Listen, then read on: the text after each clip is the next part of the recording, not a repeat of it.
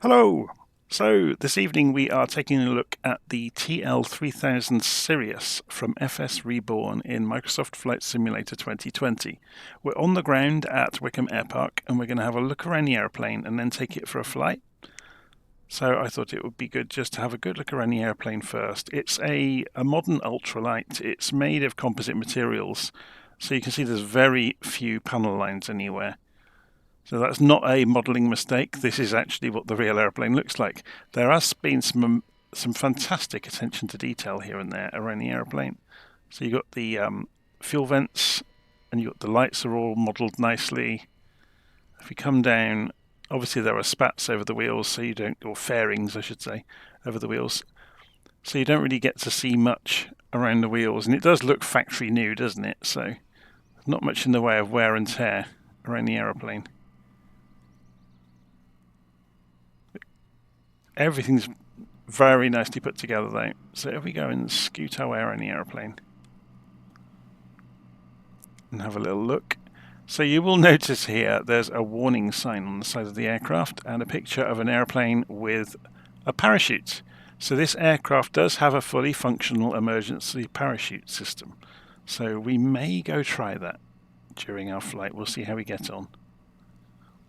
Maybe we'll do a touch and go first, then go do some aerobatic kind of maneuvers, so some stall tests, things like that, and then we'll deliberately go and fire the emergency rescue system just to see how it works and how it looks.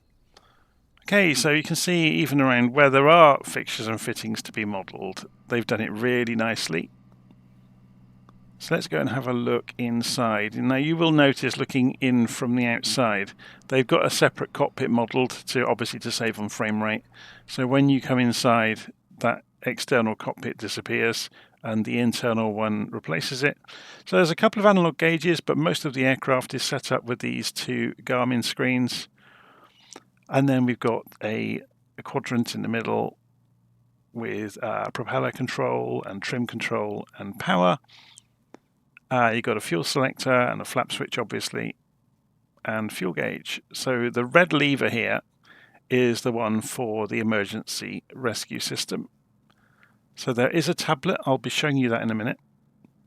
But before we do that, let's just move the drone camera back outside. And then press the insert key on the keyboard. So I'm now viewing the cockpit through first-person perspective.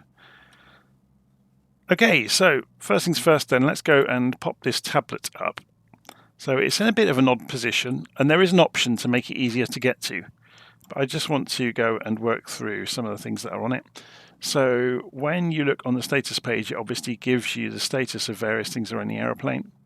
We've got pitot cover on and chocks at the moment, so we can go and remove those. So we can see that pitot cover out the window there, look, as you remove it, and the chock was on the front wheel.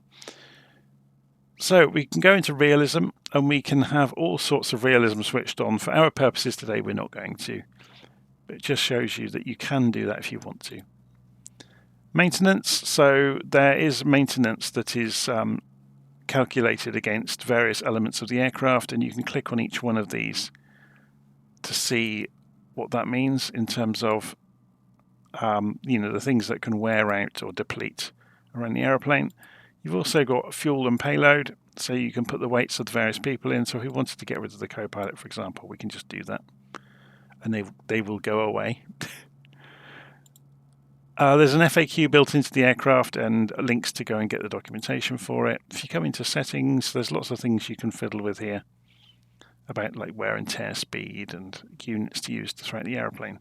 Okay, so if we want to go and put the tablet away, we just click on that pocket again then and it disappears out of view. We can open and close the doors. So if we pull the open switch, they're nicely animated and they make nice noises. And it affects the external sound. So if we push that to close again, if I can manage to do it, there we go. And the airplane will close itself. Okay, so let's go and get this started up. So parking brake. I don't think it's got a parking brake actually. I think it just has toe brakes. Yeah, I think I'm right in saying that.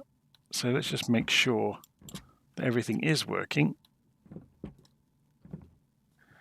So I'm not sure, or maybe they're not toe brakes. They're there is a brake lever somewhere that I'm operating.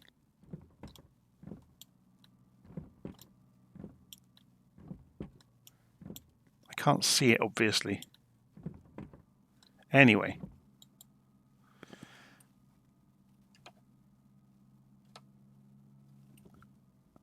So, make sure the flap lever works. Yep, seems to work. And throttle lever's mapped correctly. Yes, it is. Okay, so overhead we've got the main switch panel, we've got the power on the far left, and then we've got the instrument lights next to it. So it's worth having the instruments on because obviously the engine instruments appear inside the Garmin's, so we can let ourselves in. It will take it a little while to boot up. So once it's figured out where we are in the world, an icon will appear on the screen to allow us to align the map to the aircraft. It's showing the meridian at the moment, so the meridian in the middle of the ocean. So just wait. System test. Okay. Just wait for everything to fire up. We could start the engine while we're waiting, actually, because we've already got the avionics for the engine up and running. So we can go and choose a tank. We'll go for the right tank. Oh, here we go. It's starting to load up. So it has got synthetic vision of the ground, so that may well update itself after a few moments. I'm surprised that hasn't started yet. So let's go and start the engine.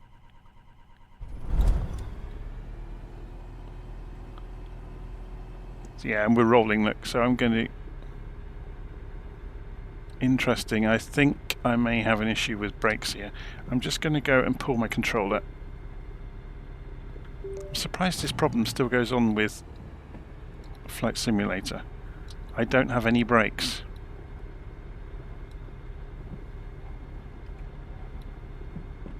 Oh, I do. Okay. The parking brake is conflicting with the brakes, so that must be unique to this airplane. Okay, so we have a map has come up. We have the synthetic vision has come up in this screen as well. So should we go and have a play? So we shouldn't need any flaps for takeoff. I've not actually flown this yet, so this is going to be new for me too. It's slightly panoramic on the display. I really don't like it when they do that. I'm going to zoom it in ever so slightly to get rid of the panoramic effect. So we're taxiing out to runway 24 here at Wickham. I don't think there's any wind. I'm just looking at the windsock over there. It's hanging straight down, isn't it?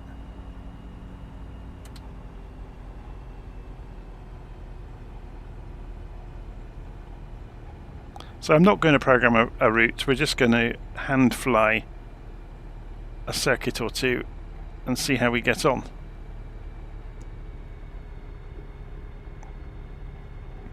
So calibrate the altimeter, calibrate the directional gyros. I don't think you have to be honest, because it's a modern aeroplane. So toe brakes are working. Okay, so we'll bring the power up to speed. It's interesting, we've got a turn coordinator in the middle of the screen here. So it's saying the RPM's a little bit high. It's a bit squirrely. As you can see, I'm just getting used to the steering. It's not actually as bad as it looks. So rotate, and we're up.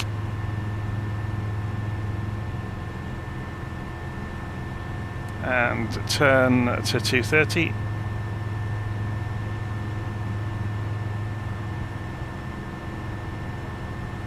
Maintain 230 degrees. So climbing out through 1,000 feet, it climbs like crazy. Very, very impressive.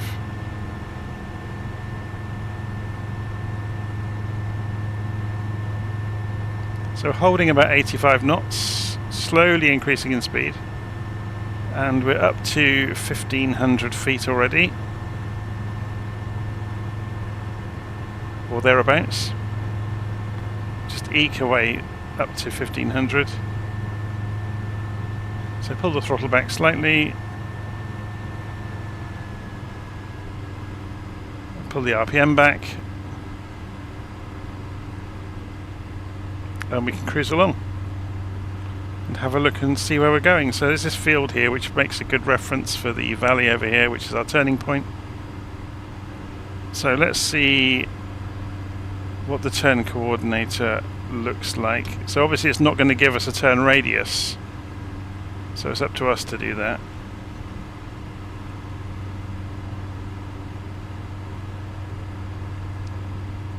So we're just turning to 330 degrees. Gained a little bit of height in the turn there. Again, just getting used to the aeroplane really.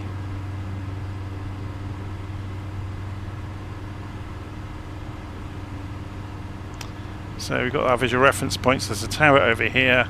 There's the beast. So we're back to 1500 feet. It trims nicely.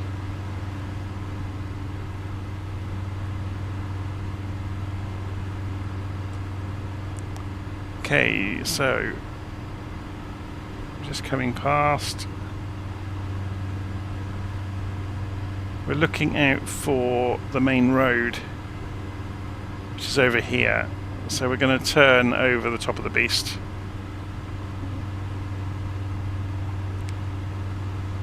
So turning for 60 degrees.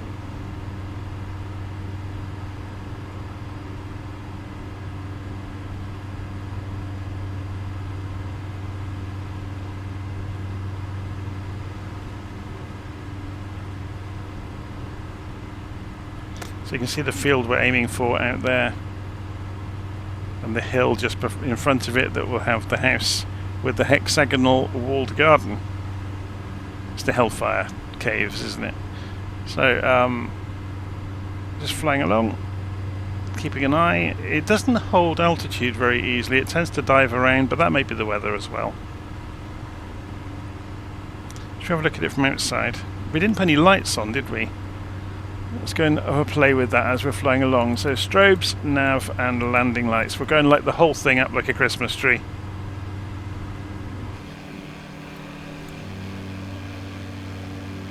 It's quite a pretty little aeroplane, isn't it? So where's the landing light? So, oh, it's on the wing. Okay. So nav lights are quite bright and the strobes are flashing away. Do we get a strobe underneath? I don't think we do. What about on the tail? Yeah, it's on the rear of the tail. Okay, so we should be getting close to our turning point.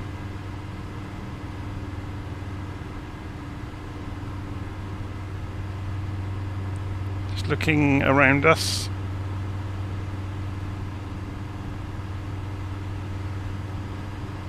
It's just here. You can see there's a golden ball on the roof of the house, which is the thing you're looking for, and then the garden. So as soon as you see that down the side of the aeroplane, you start turning to avoid crossing the road into Wickham. I'm not doing the most accurate circuit here today, but I'm going to forgive myself because it's a new aeroplane. There we go, there's the garden. So we're going to turn right.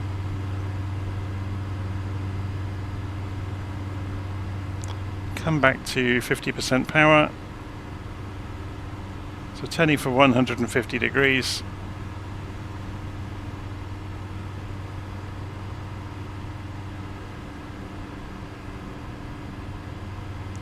And we're looking to drop to about 1,000 feet by the time we get to the industrial estate, or the edge of the industrial estate.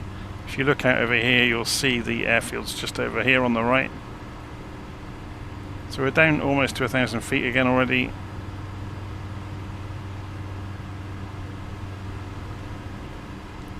I will say it's much easier to fly this circuit in this than it is in some of the other aeroplanes.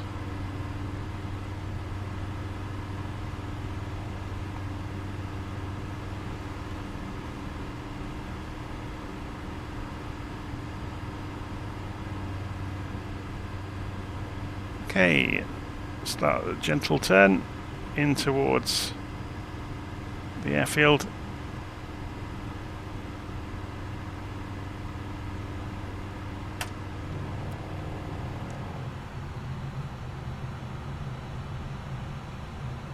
Went a little bit early with the flaps there, only about 10 knots.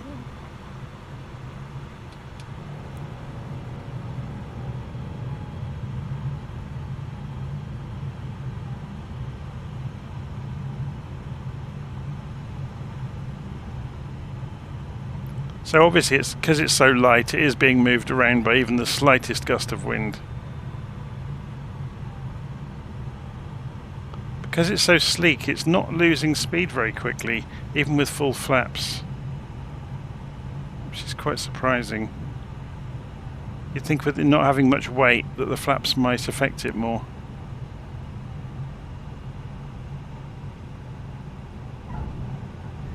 Okay, so flaps back up.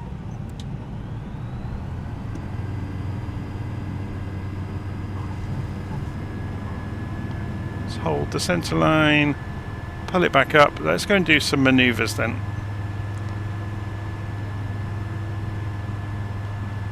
Okay, so what we'll do is carry on out the way we left last time, but this time we'll go out over the fields.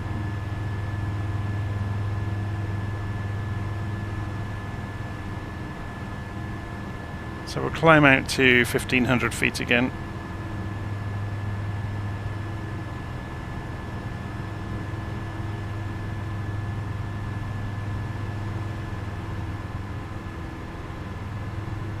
If we travel out left towards Marlow, that might be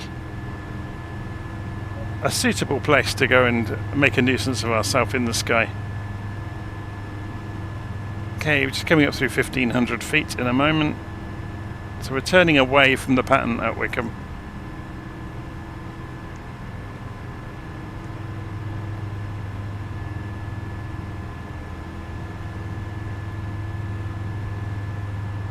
And let's see how we get on. So coming up to 2000 feet.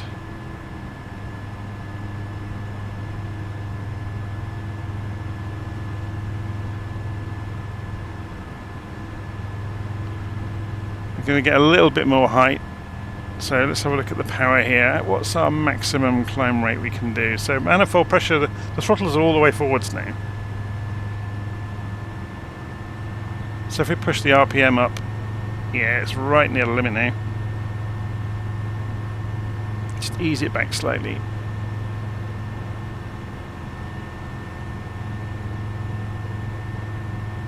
Wow, so this has a velocity vector on the display. That's interesting. Okay, so up through 3000 feet. I'm going to pull the throttle back then, but maintain attitude at about 12.5 degrees there on the attitude indicator. So feeding in backstick, more and more backstick. Stop. Stop. Oh, I like this. Stop. Stop. So we're now at full backstick, Stop. Stop. and it's dropping the left wing, holding the elevator in. Stop. And as long as I held the elevator, it continued spinning. So it wasn't really a proper spin, I was forcing it to do it.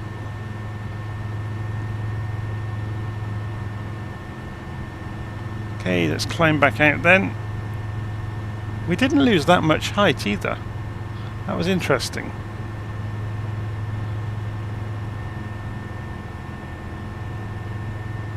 So back to 3000 feet, and let's see if we can deliberately spin it. I doubt it might spin because it's such a modern, well-designed aeroplane. Okay, so let's put it into a steep climb. Cause it to stall on purpose. And I'm keeping some thrust over the tail because I'm going to go full left rudder. Stop. Now. Stop. Stop. Stop. Stop. It won't do it with opposite aileron. Stop. What about if we corkscrew it into it? Stop. Stop. Stop. Stop. Stop. Stop. Stop. Stop. Stop. Stop. No, it won't spin. Let's see if we can do it with adverse yaw. I'm trying my best to get it to depart, but it's not going to have it, is it? Stop. Stop. Stop. Stop. What about if we do it the other way around? No, it's not going to have it.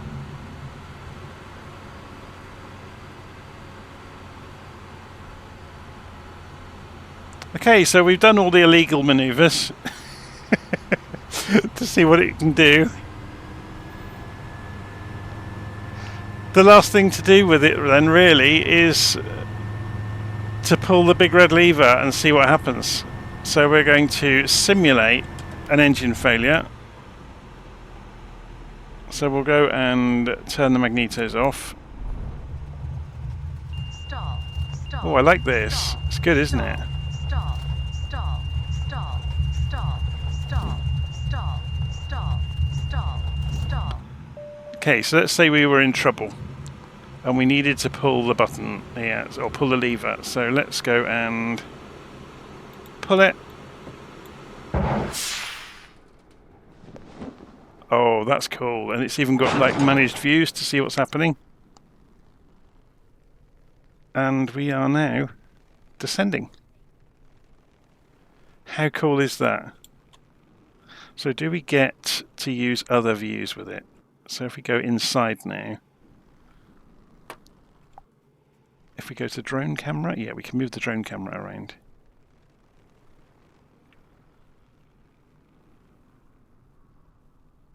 It's very cool, isn't it? So we are now drifting down on the breeze over Buckinghamshire.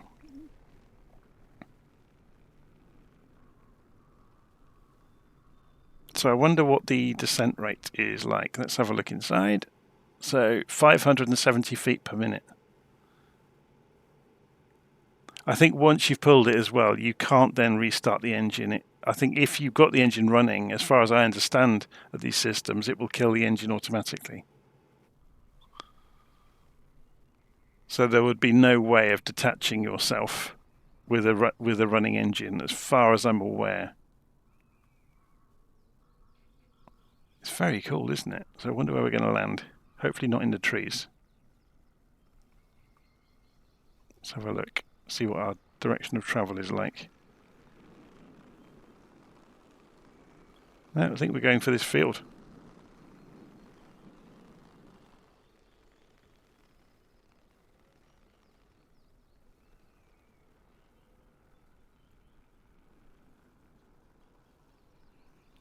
Let's see what happens. So if I get the camera a little bit further away, so we get to see the shadow coming in. So the shadow is going to come in from the direction of the woods. The sun is over there. So sorry, from over here, yes, of course. Okay, let's see what happens. Okay, so it's like a potted animation of the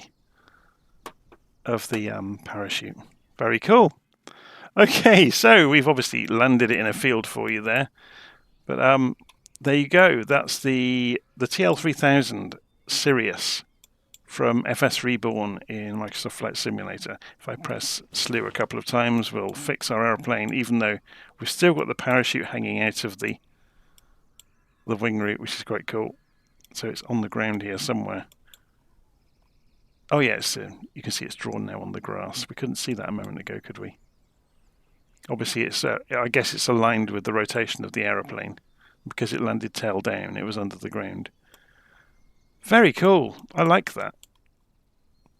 So, yes, as I said, that's the TL3000 from FSReborn. Hopefully you enjoyed that. I'll see you again soon.